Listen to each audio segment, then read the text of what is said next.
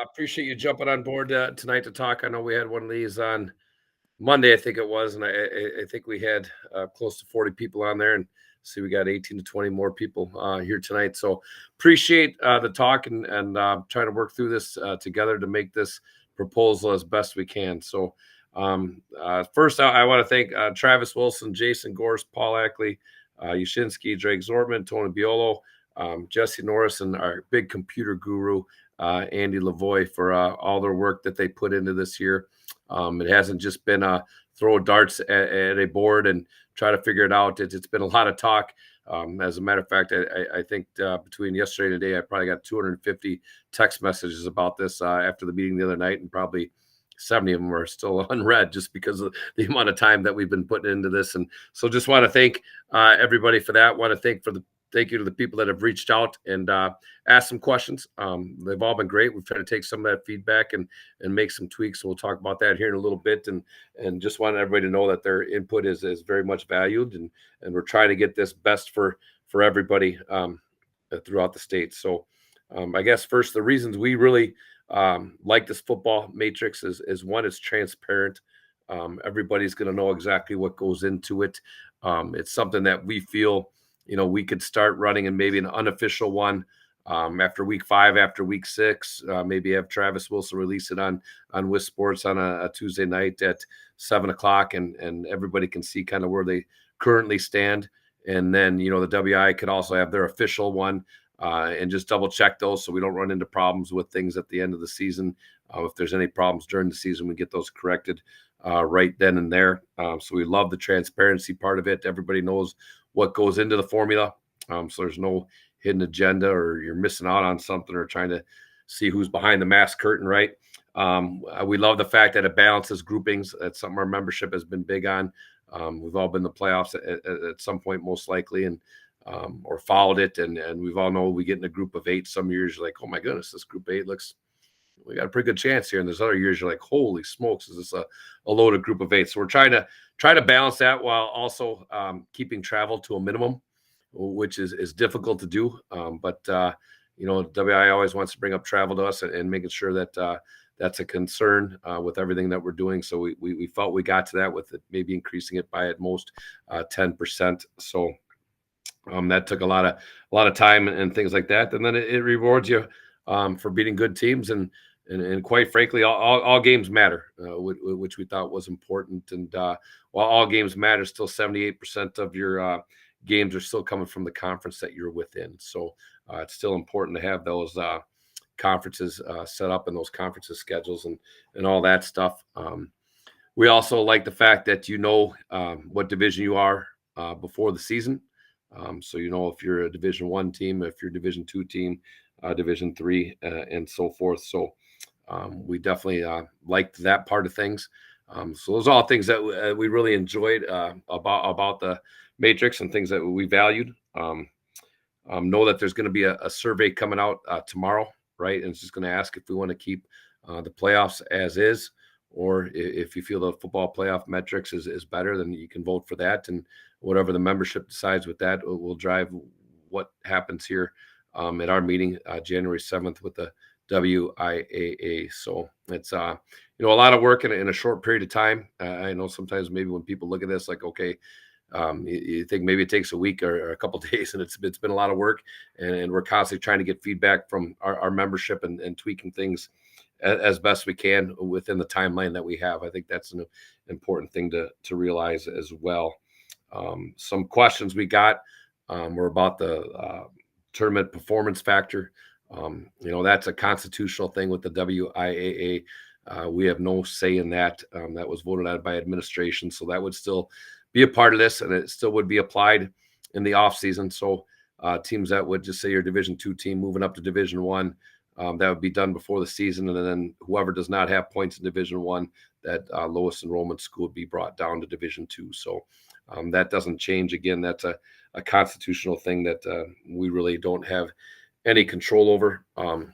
We did, based upon feedback, tweak a couple things here, and we're trying to improve this as best we can. The original divisor that we used for Tier 2 points was 10. We decided to make that 9. and just decrease that a little bit because we do play 9 games. So we tweaked that by 9 and divided that by 9 now. And then one other thing we did is we looked at a lot of feedback in regarding forfeits and what to do there. And with people bringing that up to us, we feel like we found a good way to do that, and we entered that into the formula already. And what we decided to do there, if a team forfeits with you, you get their tier 1 and tier 2 points. But we really encourage our membership to find a replacement game if possible. And we want to encourage people to play as many games as possible versus sitting one out. So if you're able to find a replacement game, which again we encourage, and you win that game, then you would get that team's tier 1 and team 2 points that you beat, and you would not get the original forfeit. It doesn't go into your calculation. But if you were to find a game to play, a replacement game, and you lost that game, then you would revert back to getting your original team that forfeited with you. You get their tier 1 and tier 2 points, if that makes sense to people. And that was kind of something that was brought up the other night, and I got a couple of emails regarding that. So that's kind of where that came from. People talked about, would this be used for seeding and qualifying? And right now, we would like it to. It's too hard to distinct those two things separate, in our opinion, right now. So we went ahead and took a good look at that. But Travis or anybody else got anything else you want to add there?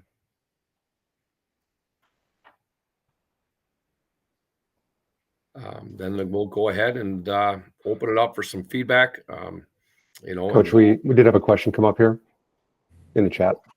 It says, I'll read it to you, BK. Ted Wilson, Medford says, if we divide by 9, so if our divisor is 9, are there still teams with 2 total wins getting in compared to a 5-win team? Andy, did you look at that division? I don't know it off the top of my head. Yep. So the answer is yes, in short, but that they're in different divisions. So if we split the divisions ahead of time, they will not be balanced. That's just the way they are. A lot of times Division 3 teams are playing Division 4 teams in their league, and Division 3 teams have an advantage. So Division 3 is probably going to be better than Division 4. So that's why that is.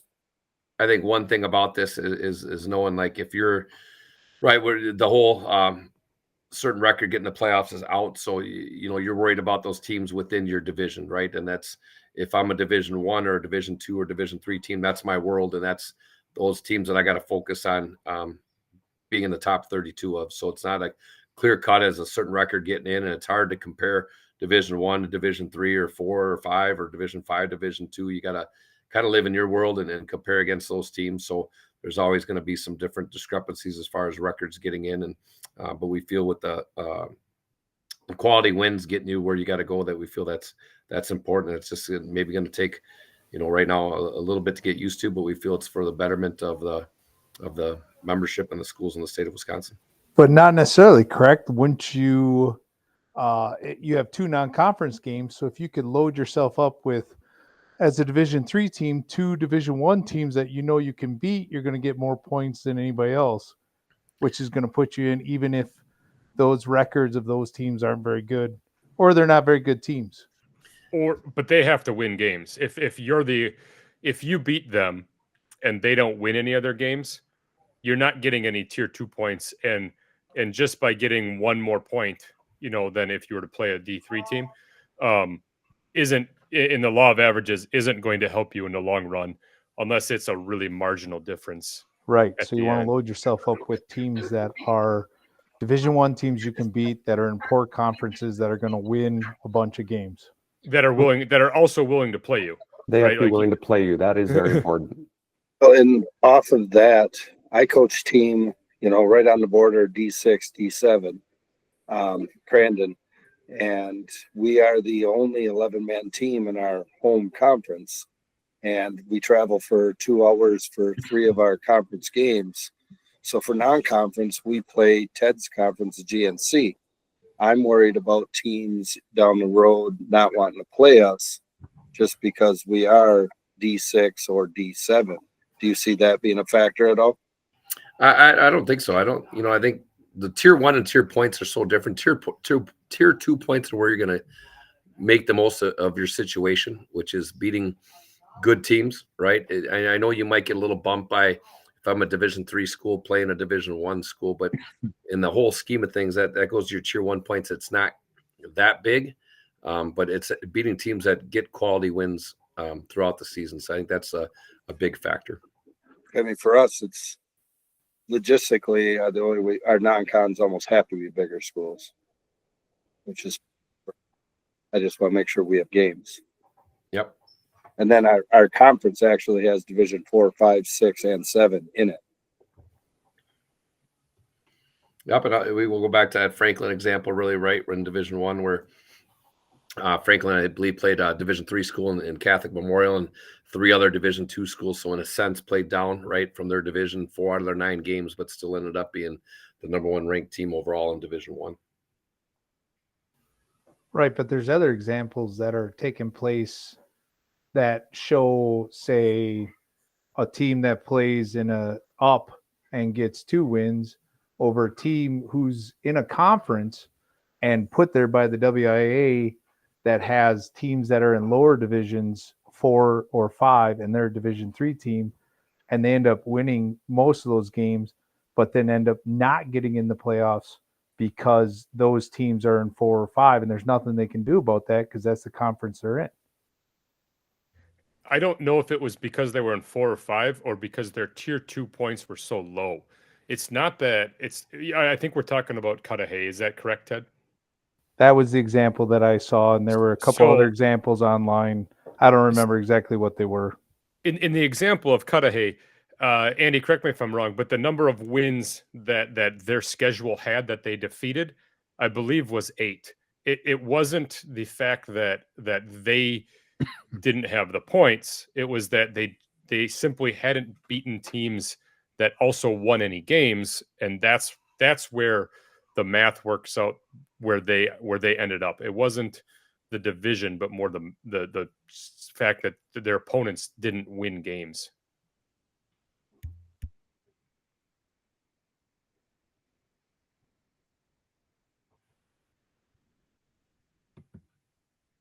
I think that's the key, is quality wins are more important than just wins. You need to beat teams that are beating other teams to get points.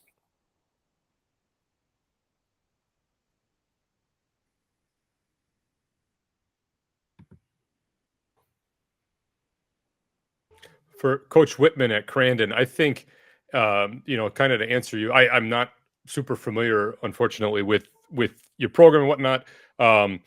But if you're a team that is winning games on a consistent basis, and I'm not saying you're 9-0, but you're winning games, it's still valuable for GNC teams to schedule competitive games versus you, because your Tier 2 points are going to be something that we can compete with them. It's a good game, and that's and that's something that helps their schedule if they're able to win. Same reason that you would probably play them is it's a competitive game.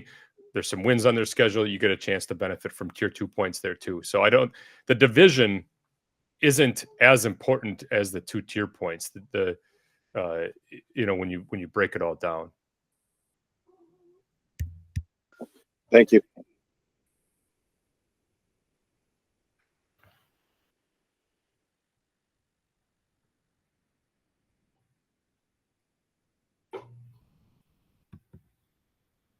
Anybody else with some thoughts, comments, positive, negative, or things you want to discuss? Can we start firing away here? Sure. Okay. Mike Sims, Menominee High School. First off, thank you again to Jesse and Andy and Brian and like you said, the others that put time into this. I know this doesn't happen overnight, but just know that we appreciate what you're doing. I think the proposal has potential, no doubt about that. A lot to be excited about. Just a couple topics that I have just thinking about this the last week or two. Thinking about 50 teams in divisions 1 through 6. Having 50 teams in each division makes a clean number to work with year in and year out. Everybody's talked about transparency, coaches, admin. Well, this would be an easy way to do it. You have 50 teams in each division 1 through 6. Your division 7 would be like your adjuster division because the numbers would be up and down. The reason I say that's, well, a couple like you have forfeits, you have teams co-oping, more programs going 8-man, and I think Division 7 probably has the most movement compared to any other division. And just seeing, I think we had 364 teams on the this last year, 2024, and then Travis sent something out for 2026 today, and if I count it right, I think there's 359. So we're already dropping 5 more schools in 2 years, and that's again why I go back to you have 50 teams, divisions 1 through 6, and then 7. That might be your division where it's up and down a little bit. And like I said, we're losing 5 schools in 2 years here. My other topic, and then I'll be quiet. Listen to Pewockee's coach Justin Frisky the other night, and I agree with him with the schedule. And Brian, you talked about it, about your non-conference games is where you can get points. But for us at Menominee, we have a crossover, the BRC and the Wisconsin Valley, so we can't schedule our non-conference games, and they're mandatory between the 2 conferences, obviously. So in 2026, we play Wausau West and DC Everest, our first 2 games, which those are 2 pretty dang good programs, teams that are 600, 800 kids bigger than us. And we'd have to play damn near perfect to beat those 2. But I feel like there needs to be some sort of strength of schedule. I don't know how to do it. And I know people say, well, you got to win games. Well, it's easier said than done when you're playing those 2 schools and Hudson and Chippewa and whatnot. So again, if we're in a different division with Division 2 and 3, probably a different story. But anyway, yeah, I if we could schedule our own non-conference, that'd be awesome. But we're not in that. We just can't do that right now. So anyway, I'll shut up now. Just 2 things I thought about the last week or 2 just by reading over the proposal. Coach, how long are you guys locked into that that crossover agreement? That's a great question, Travis. I'm not sure on that. I just know that our AD just talked to me on Monday about our updated schedule for 26 and 27. And that's, I think, as far as they're going so far, but who knows? Out of curiosity, was that something proposed by the coaches, or did that come from admin? Did they poll the coaches on that? I was never questioned about it. So I'm guessing that was an admin thing. Which obviously it's really just about ease of scheduling for those week 1s and in week 2 games, right? Sure. I mean, that's really what it comes down to. Yep. Yeah. So anyway, hopefully you understand where I'm coming from on it. It's definitely different. I mean, I don't know if we'd be scheduling Everson in Wausau when we have our conference schedule, what it is. So yeah, again, just wanted to throw those 2 topics out there. I think they're pretty dang important. Appreciate it, really do. Thank you. We've tried, we've dove in a little bit to the strength of schedule thing, and we got stuck right now to trying to find out the best way to qualify, the best way to seed, where we can go ahead and limit that travel, and that took up a lot of time. And I think one thing that this would be doing is, if this passed this year, it'd be open to tweaking next year. One thing we have to do is we have to run data, and that's where Andy really came in and had to enter all last 3 years data to make sure that we had enough to go by, to make sure it was tweaked the right way and working right. And we just couldn't really, at that point in time, couldn't wrap our heads around exactly how that strength of schedule piece came into play in order to run it at the time that we had to have it done by, if that makes sense. Well, for sure. Kind of feeding off Coach Sins there, I had mentioned that we play the larger schools in our non-cons. For example, Merrill, is by no means a powerhouse the last few years, but we've beaten them 2 out of 3 years. And for us, being a school of 230 and them being in the mid 800s, their win-loss record doesn't really help us tier 2, but that's a pretty big win for our small school in most years. And that's a variable you just can't really measure. But same respect, you're playing schools 3 times your size and not really getting that much credit for it. In that case, though, strength of schedule also wouldn't figure in simply on enrollment, because, like you said, the record isn't one that's going to the record isn't super huge. It's hard to you can't calculate it in, but right. In the same sense, strength of schedule for a school our size, it is, a challenge. Correct. In a non-computer fashion, it's that is, you know, playing up quite a bit. But in terms of the computer, it's not, there's not a metric for that helps you in the formula, if that makes sense. Coach, looking at 2023, I don't know if everybody saw, there was multiple years that were figured for this system. Looking at 2023, when you did beat Merrill, you know, you were 5-4 that year. You would have been the 23 overall seed in Division 6 at that time. You know, you would have been ahead of Wyoming Fremont, for instance, who was 6-3, but all of their wins came against D6, D7, and then one D5 team. So, you know, winning that one over Merrill, it looks like it would have been pretty beneficial for you guys. Is that the year they went over? Yes. Even though they were over, you know, it looks like that helped And the you. following year we beat them, and I think they won. They might have made the playoffs, or it was the year before.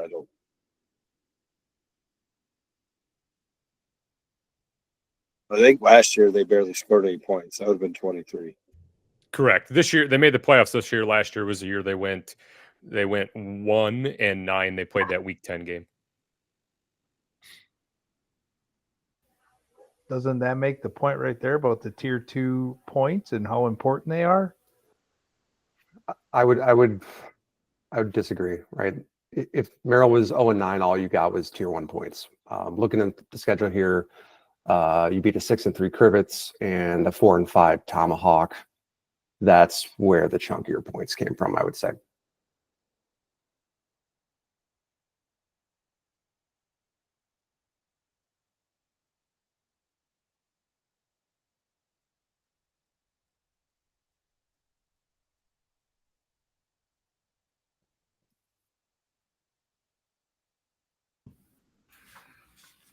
BK, it's Hosser. Good to see the War Room. Thanks, gentlemen, for all that you guys are doing. I appreciate it. Maybe you guys have posted this. Maybe you haven't.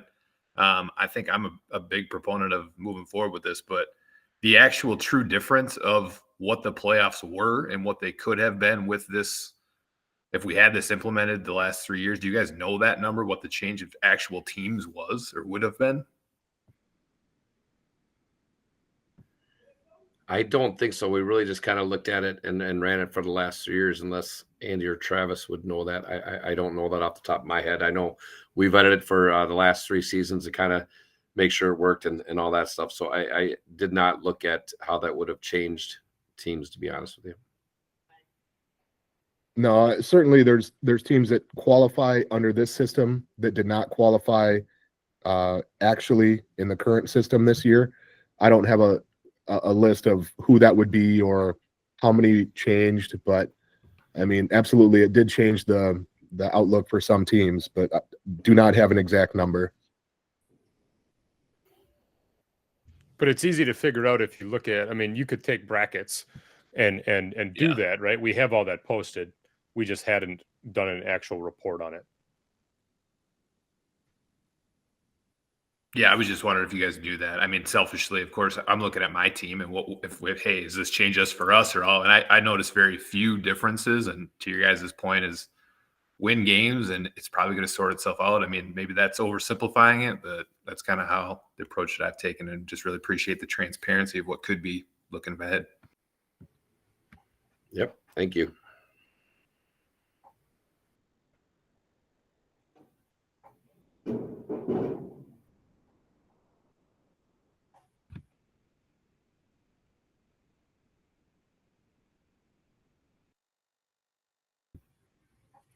Anybody else?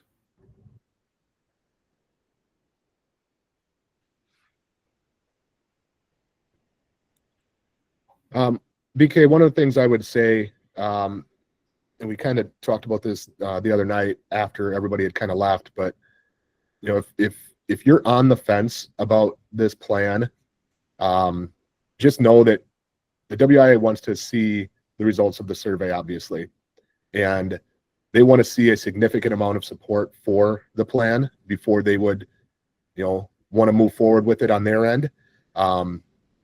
If we have 53% support, like that's probably not enough to make a difference, to move the needle for them So the more support this has in that survey, the more likely that we can actually do something with it from the perspective of the WIAA.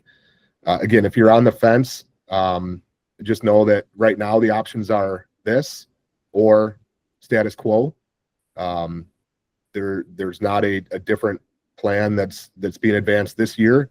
Could be something else come around next year or in a couple years or whatever. But with the challenges that they had this year, with the mistakes that they made in qualifying, with some of the seeding, inconsistencies or complaints that were around this year, this is an opportunity for change that they and you never know if that opportunity or if that window, when that might come around again potentially. So if you're on the fence, I would just encourage you to take a real strong look at it.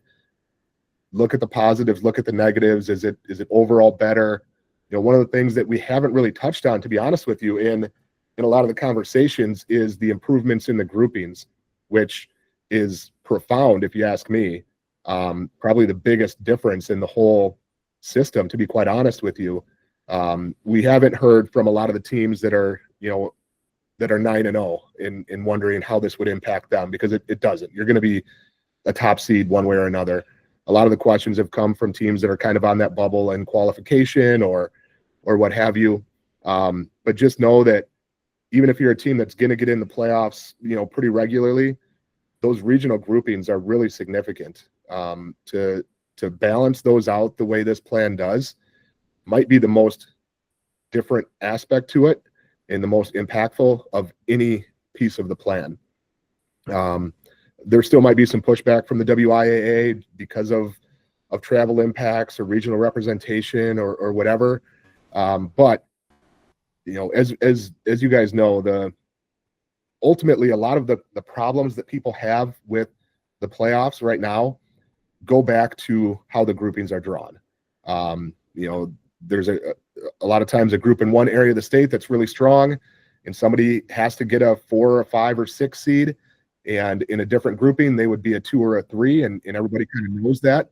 But that then leads to complaints about the seeding, or that leads to complaints about how home games are allocated or travel time or whatever it might be. And this really gives a chance to address that in a way that has never really been available previously. So again, I would just encourage you to make sure, number one, you participate in the survey that will go out, and number two, just know that again, this might be an opportunity to make some change that might not always be there. So thank you, Travis. Well said. Again, I'll echo. I think the two biggest issues we've had are transparency and the groupings, and we feel this solves those two quite well.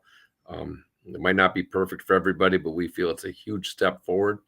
And if we can get this approved and moved on and maybe possibly tweak it the following year to get a few other things to make it even better, we're open to that. But first steps first, and we feel it answers the questions of transparency and the groupings, and we feel it's a much better place where we'd be headed than where we currently are.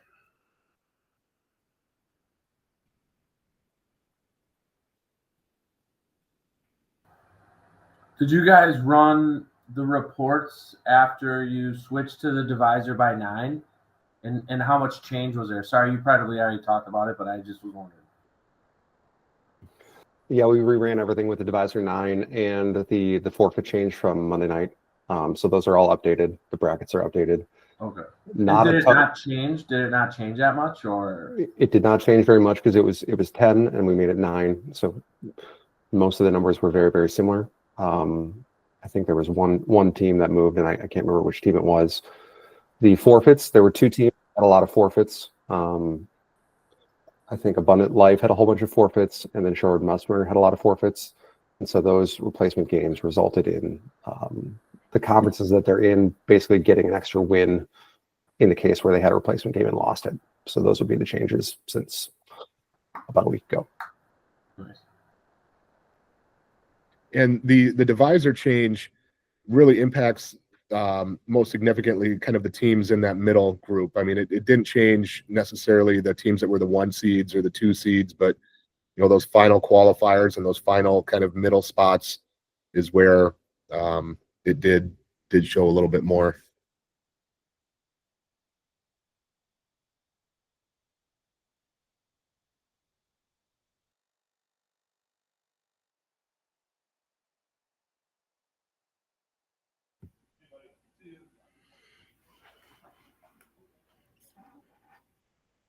Well, awesome. We'll appreciate the feedback. If nobody's got anything else, I would say, right, whether you're for it or not, that survey is coming out tomorrow. We really want to get a great membership voting turnout for this, so we can have great data to bring forward or look at and try to decide what our next step is. So if you could fill it out, if you could maybe email all your coaches and conferences to please make sure they fill it out as well.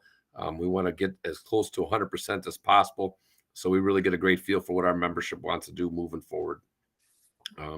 Reminder that should be only head coaches filling out that survey. One vote per school, essentially, from the head coach. All right. Well, then thank you, everybody, for hopping on here. Appreciate you. And we'll talk soon. If you got anything else you want to talk about later, email me, reach out to me, and I'll do my best I can to answer those questions as fast as I can.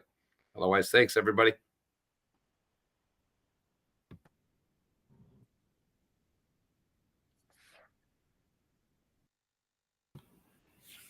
Thanks again, fellas. Good stuff. We appreciate it. No, it's a lot of work that you got a million other things you can be doing. So we really do appreciate it. Thanks, Hosser.